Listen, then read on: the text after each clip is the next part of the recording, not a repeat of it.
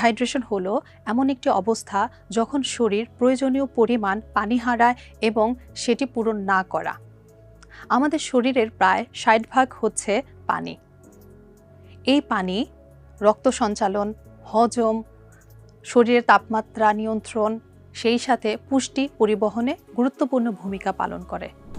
রোজার সময় পানি শূন্যতার প্রধান কারণগুলো হলো অতিরিক্ত গরম আবহাওয়া, ঘাম হওয়া, পানি কম পরিমাণে গ্রহণ করা।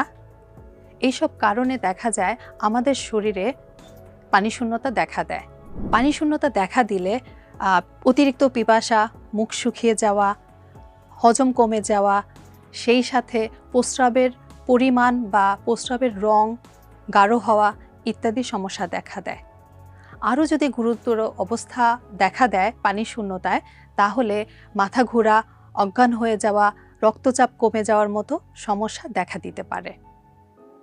তাই রমজান মাসে আমাদেরকে পর্যাপ্ত পরিমাণে পানি গ্রহণ করতে হবে।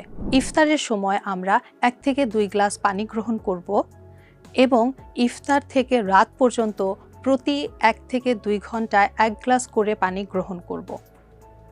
ইফতার থেকে সেহরি পর্যন্ত আমরা যেন 8 থেকে 10 গ্লাস পানি মেনটেন করি, সেদিকে আমাদেরকে খেয়াল রাখতে হবে। আমরা যদি পর্যাপ্ত পরিমাণে পানি গ্রহণ করি তাহলে আমাদের শরীর হাইড্রেট থাকবে। আমরা অনেক সময় পরিকল্পিতভাবে পানি গ্রহণ করি না বা একবারে অনেক বেশি পানি গ্রহণ করে ফেলি, যার ফলে আমাদের শরীরে নানান রকম সমস্যা দেখা দেয়। এছাড়া পানি শূন্যতার অন্যতম কারণগুলো হলো অতিরিক্ত মশলাযুক্ত খাবার, অতিরিক্ত লবণযুক্ত খাবার, অতিরিক্ত মিষ্টি জাতীয় খাবার, অতিরিক্ত চা বা কফি পান করা বা কোমল পানীয় পান করা। এই ধরনের খাবারগুলো আমাদের শরীরের কোষ থেকে পানি বের করে ডিহাইড্রেট করে ফেলে, যার ফলে দেখা দেয় সারাদিন আমাদের ঘন ঘন পিপাসা লাগে, মুখ শুকিয়ে যায়, আমাদের দৈনন্দিন কাজে ব্যাঘাত ঘটে।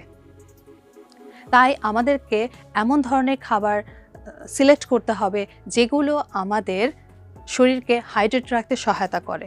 তার মধ্যে অন্যতম হলো তরমুজ, শসা, আপেল, নাশপাতি, কমলা, ডাবের পানি, দই। এই খাবারগুলো পানি এবং ইলেকট্রোলাইট প্রদান করে, যা আমাদের শরীরের ডিহাইড্রেট ভাব কাটিয়ে উঠতে সহায়তা করে এবং পাশাপাশি আমাদেরকে এনার্জেটিক রাখে। তাই আমরা যখনই পানি খাবো একবারে অনেক বেশি পরিমাণে পানি না খেয়ে ধীরে ধীরে অল্প অল্প করে পানি খাবো।